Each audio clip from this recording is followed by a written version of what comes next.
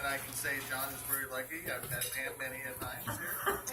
He has 2 daughters. You might not own him after this. This is our commercial insurance agent right here.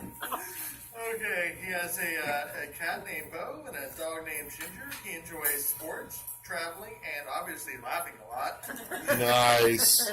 He currently resides in the city of Puyallup. He's been there for 14 years. His burning desire is to retire his wife from her job at the happiest place on earth, otherwise known as the post office. Nice. Something no one knows about him. I think this qualifies. We learned something today. Okay, and his key to success is always treat people with first class. So, Nice. Okay, can everybody hear me in the costume? Oh, yeah. Very cool. This is great. This is all. Hey, how are you? Good to see you. Always like to have a fan in the audience. That's always good.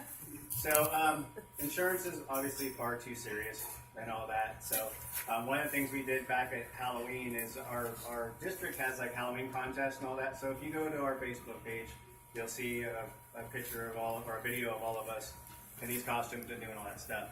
And I thought it appropriate when James said, "Hey, you need to make sure that you have a prop for things like that."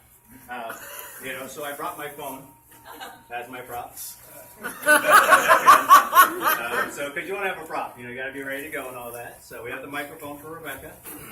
But anyhow, hold on a sec. You want help? That's your costume float. But anyways, let me power down. Turn your air off. Yeah, turn off.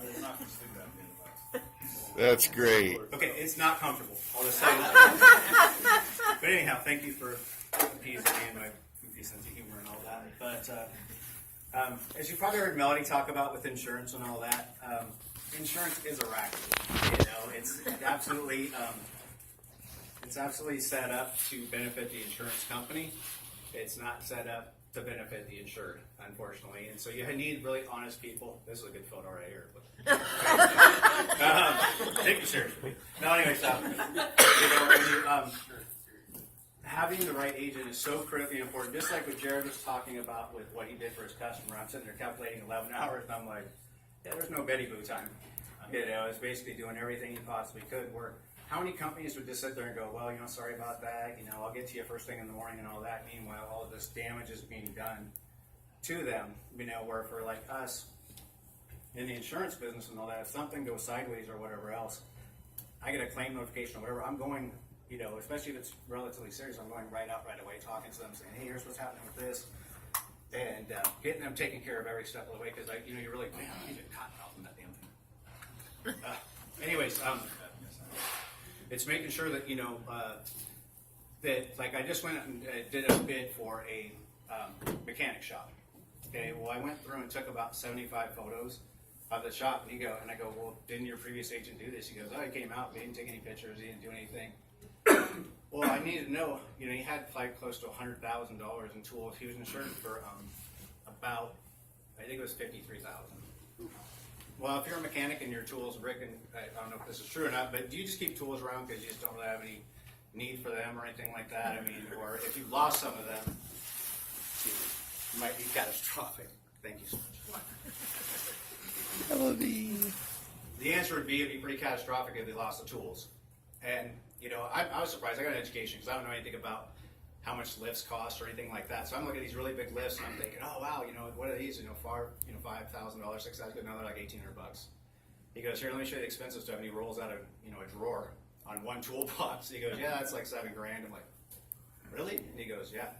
And I said, oh, so they didn't take photos of that stuff? He's like, nope. And they had all the wrong drivers listed because you should list your drivers, that work for you. Oh, yeah. Because if they take the cars for a test drive, that's kind of a big deal. You want to make sure that stuff's there. It's just kind of fascinating to me. And then ultimately what always concerns me is like I was joking about doing the same thing as Dr. Carl and having the cavities and covering the holes and all that other stuff. I've yet to look at a commercial policy, unfortunately, that didn't have something wrong. And it isn't because it was probably started off wrong. It's because they hadn't done a review in 5, 6, 7, 10 years, 15 years, things like that. I mean, this one had been 6 years. And I'm sorry, but 6 years is way too long in a business to not have a review done. In my opinion, it'd be like Nicole sitting there going, oh, same thing as last year. Okay, cool, let's put the same numbers in. Let's send that off. And it's like, the IRS is going to catch you put the same numbers in every single year. It's no big deal. It was catching that he was doing new types of services. There was things that he didn't do in the past that he had added on in the last 2 or 3 years. Well, what if something would have gone wrong with one of those services, and the customer comes back after him? And so it's just making sure that, again, you look out for them. And my mentality about those relationships with the customers is I'm there to be their friend first, and then hopefully earn their business and all that. And there's a lot of them, especially in commercial. You can quote 10, 20 different businesses to get one, maybe 2 of them. And so it's, and some businesses are really simple. Some you go out, it only takes me about 10 minutes to look at it, go back, gather a little bit of information, and we can quote it, and we're done really, really quick. But what I ultimately promote is this. I promote the networking portion of it, the connections, the relationships, things like that, where when people come in, they're always asking me, do you know somebody does this, or somebody does that, or sometimes they don't ask, do you know? Sometimes it's like, I have a problem. I have this issue. How do I deal with this? And I'm like, well, I don't know how you deal with it, but this is the person I would talk to, because I'm not the expert in that field, but I can introduce you to this expert. And what I found by following that motto of treating everybody with first class is it makes you a really great referral partner. Not to brag on myself, but makes you a great referral partner, because if you're of high credibility and high integrity, that's why I like working with people that are that. So I know that if James Fowler sends someone to me, or people that I know in the room for a little bit longer than have been here, or Jared, I know that person's been vetted, so they're a really high caliber person. So, and you guys heard me joke a 3 weeks ago about, if your agent only asks you a handful of questions about your commercial policy, that's kind of concerning. Especially, if I was quoting Rick's, it would probably take me 3 weeks, 4 weeks to put that all together, because it's, there's a lot more to it, where I can go in and I can do an individual person's business, like a sole prop or something like that. I can do that probably in about a day, 2 days. So it really depends on the intricacy of it. And then the other thing, or I should say, the thing I'm most proud of, though, out of everything, it had nothing to do with insurance, and it has nothing to do with business or anything like that. It's my marriage. My wife is my best friend. We've been married for 28 years. If you've ever heard, like there's a couple walking down the street, and they walk by and look at the 2 of them, and they're like, "How the hell did he do that?" That's me. She's a solid 10. For entertainment, sometimes I'll walk 5 or 6 steps behind her, because I like to watch the guys look at her and go, wow. And then they see me behind, and they're like, oh. Especially when I'm in my dino costume. Disappointing, When the T-Rex got her, that's a pretty bad deal. We like to laugh a lot, we like to travel a lot, things like that. But, and our kids are, I won't be here next week. I'm going to be back in Michigan. My oldest daughter's getting married. She's 25. And my youngest one's 21.